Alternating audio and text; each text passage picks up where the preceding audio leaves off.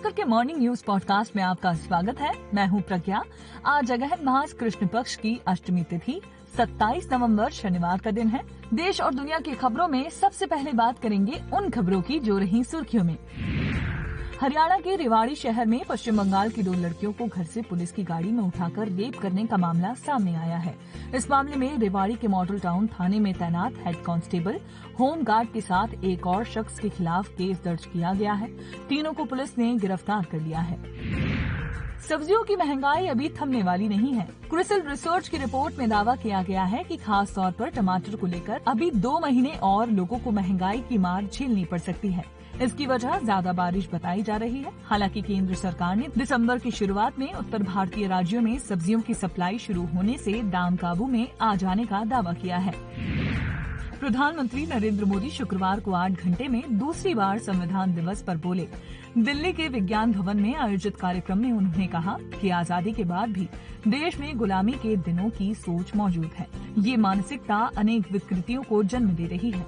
ऐसे सोच के लोग कभी बोलने की आजादी के नाम पर तो कभी किसी अन्य चीज का सहारा लेकर देश के विकास में रोड़ा अटका रहे हैं। भारत और न्यूजीलैंड के बीच कानपुर में खेले जा रहे पहले टेस्ट के दूसरे दिन का खेल समाप्त होने तक न्यूजीलैंड का स्कोर बिना किसी नुकसान के 129 रन है। कीवी ओपनर विल यंग 75 और टिम लॉथम 50 के स्कोर पर नाबाद हैं। इससे पहले टीम इंडिया अपनी पहली पारी में 345 रन के स्कोर पर ऑल आउट हुई। न्यूजीलैंड फिलहाल भारत से 216 रन पीछे है। दूसरे दिन भारतीय टीम ने 57 ओवर की गेंदबाजी की, लेकिन एक भी विकेट नहीं चटका सके। दक्षिण अफ्रीका में मिला कोरोना का नया वेरिएंट तेजी से दुनिया में फैल रहा है। हांगकांग और बोत्सवाना के बाद शुक्रवार को इजराइल और बेल्जियम में भी नए वेरिएंट से संक्रमित लोग मिले हैं। इससे पहले WHO ने नए वेरिएंट पर दिन में इमरजेंसी मीटिंग की। ये तो थी प्रमुख खबरें। अब फटाफट कुछ हेडलाइंस भी सुन लीजिए। लालू प्रसाद यादव का स्वास्थ्य अचानक खराब, दिल्ली एम्स में कराया गया है भर्ती। ट्रैक पर लौट रही बादशाह की जिंदगी, कटरीना विक्की की शादी में शामिल होंगे शाहरुख खान। देश में 30 दिन में 2400 स्टूडेंट कोरोना पॉजिटिव, सबसे ज्यादा 1700 महाराष्ट्र के शादियों में शामिल होने वाले बने सुपर स्प्रेडर। चलिए अब आपको बताते हैं कि आज किन इवेंट्स पर रहेगी हमारी नजर। दिल्ली में कांग्रेस के वरिष्ठ नेता मुकेश गोयल आम आदमी पार्टी में शामिल होंगे। कांग्रेस महासचिव प्रियंका गांधी बुंदेलखंड के महोबा में प्रतिज्ञा रैली करेंगी। संयुक्त किसान मोर्चा MSP कानून पर बैठक कर आगे की रणनीति तय करेगा। देश भर के कुछ प्रमुख शहरों में आज कैसा रहेगा मौसम बताते हैं।